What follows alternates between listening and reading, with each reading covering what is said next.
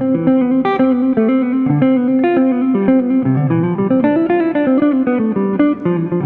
everyone, Ben Yunson here. As you may know, one of my favorite subjects to study, particularly with the intention of demystifying the link between classical music and contemporary music, is studying the music of Johann Sebastian Bach. And while I don't claim to be a trained classical musician delivering authentic performances of these pieces of music, though I did briefly study classical guitar some years ago, I do find Bach's musical language to be particularly applicable to contemporary harmony, most notably his application of arpeggios.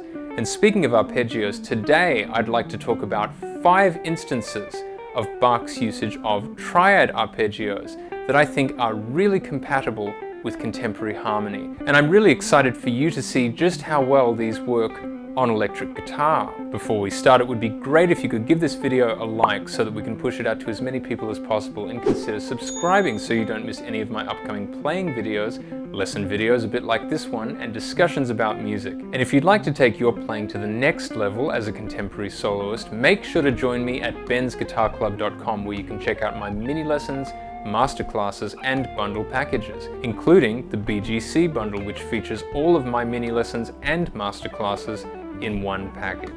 All 5 of our Bach excerpts today will be taken from various movements heard as part of Bach's sonatas and partitas for solo violin. And you can check out my transcriptions of these pieces of music in standard notation and tab, especially for guitar, at my website. For the purpose of analysis, I like to get out my blue highlighter pen and mark the exact sections of the score that we'll be talking about, and I'd encourage you to do the same thing as well.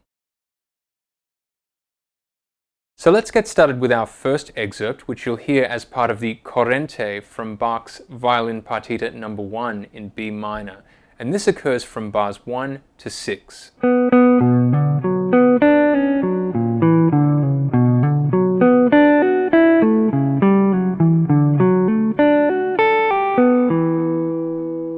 So let's take a closer look at what was happening there. We start off with a B minor triad,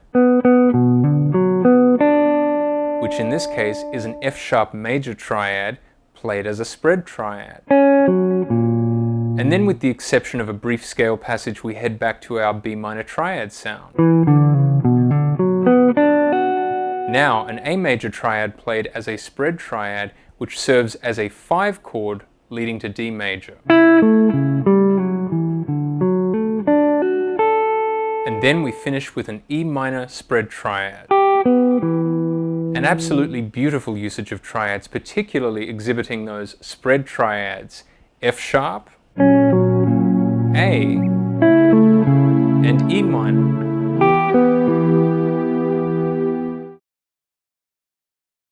Our next excerpt is also heard as part of the Corrente from Violin Partita No. 1 in B minor, this time occurring from bars 46 to 50.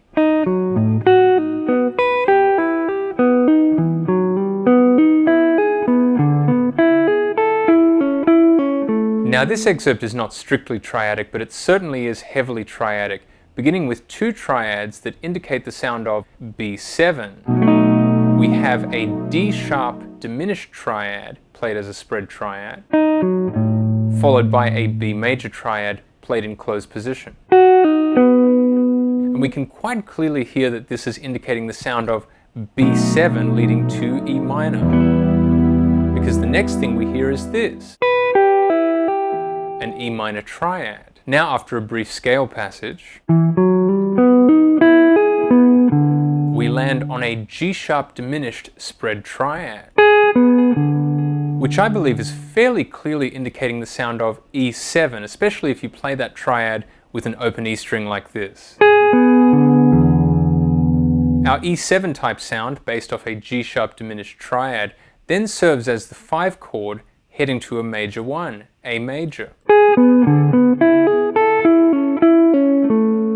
There's our A major triad. Absolutely beautiful, and another stunning example of triads being voice-led beautifully.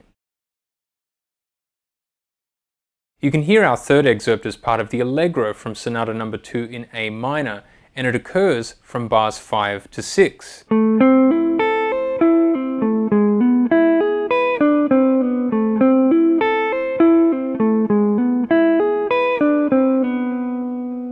Now, if it sounds to you that bars 5 and 6 are in fact identical, you might just be right, but I like this excerpt because it so clearly presents an example of a 5 to minor 1 cadence in action. We start off with our A minor triad. Moving then to our E major triad, which in this case serves as a major 5 chord, which will eventually head back to our minor 1 chord, A minor. Here's our E major triad. Then with a brief scale passage, we head back to our A minor triad sound. And then once again, our E major sound. If you found yourself soloing over just an open A minor vamp, you could very easily utilize this idea and it would work great.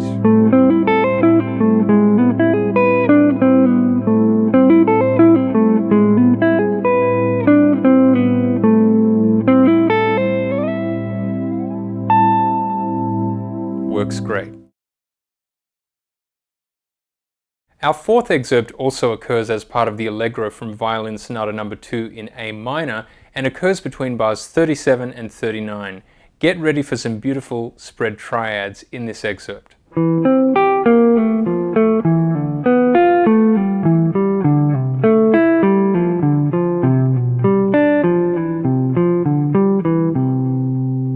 Most of this excerpt hovers around the sound of C major, so let's check out all of these spread triads. C major spread triad, heading toward an F major sound. Then we have a B diminished spread triad, heading toward an E minor sound. Then an A minor spread triad, heading toward a D minor sound. Then a G major spread triad, heading very clearly toward a C major sound. So the chord progression being spelled out utilizes all of the diatonic chords in the key of C major. C to F, B diminished to E minor, A minor to D minor, and G major to C major. Bach certainly knew his triads very well. Our final excerpt can be heard as part of the Allegro assai from Violin Sonata No. 3 in C major, and it occurs between bars 35 and 36. While not strictly triadic, it certainly has a sound that centers around a D major triad. Let's check it out.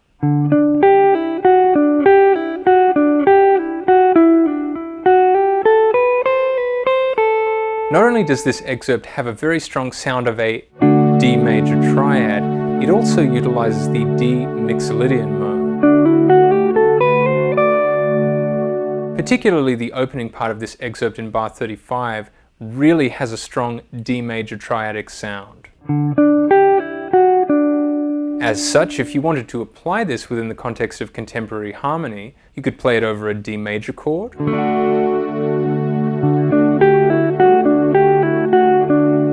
or let's say you had a C69 sharp 11 chord.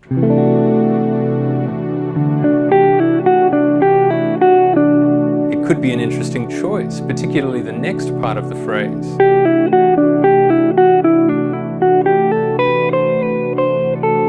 It's always fascinating how we can take these excerpts and reapply them within the context of contemporary harmony. And that's it! Which one of these excerpts did you enjoy the most? Perhaps it was one of the more overtly triadic excerpts that we played at the beginning, or perhaps it was number 5 that you just heard.